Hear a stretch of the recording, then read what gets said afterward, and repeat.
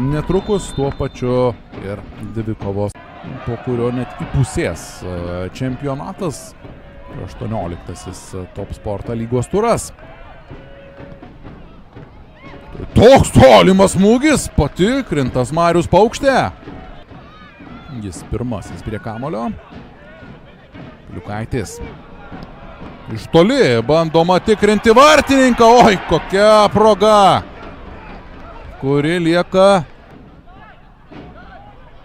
Tai yra 7-osios jo rungtynės ginant komandos vartus. Tikrinamas ir Marius Paukštė.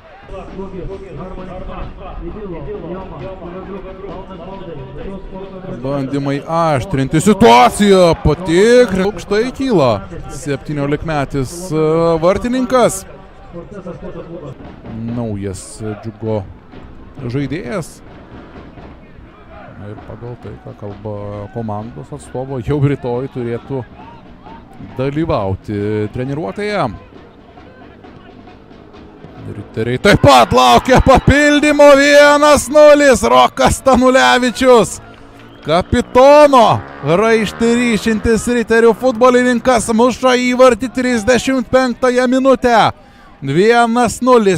Riteriai veržėsi į priekį. Antrasis Stanulevičiaus įvartis šį 45 minutės sužaistos ir viskas, jokio pridėto laiko, tad metu abi komandos jau sugrįžo į aikštę ir galime tęsti šias bandymai maksimaliai sumažinti šansus Straikovskiui pasižymėti. Slovėnas prie kamulio.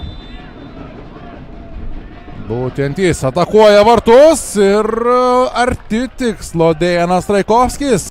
Legionierius per savo karjerą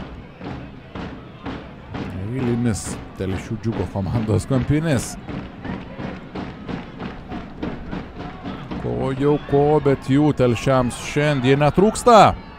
Perdavimas ir kamuolys vartuose. 1-1. Lygina rezultatą Telšių Džiugas.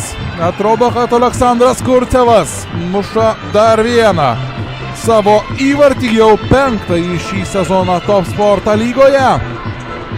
60.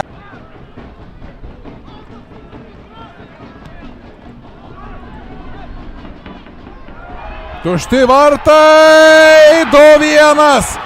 Telšių Džiugas grįžo į rungtynes, nors po pirmųjų 45 minučių jie turėjo vieno įvarčio deficitą. Dabar Telšiai ošia. 2-1. Telšių Džiugas 72 minutę įmuštas įvartis.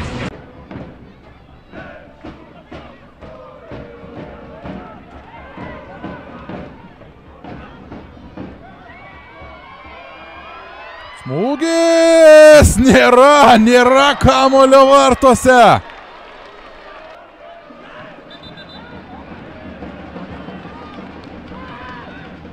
Tarsi žaibas iš giedro lietaus.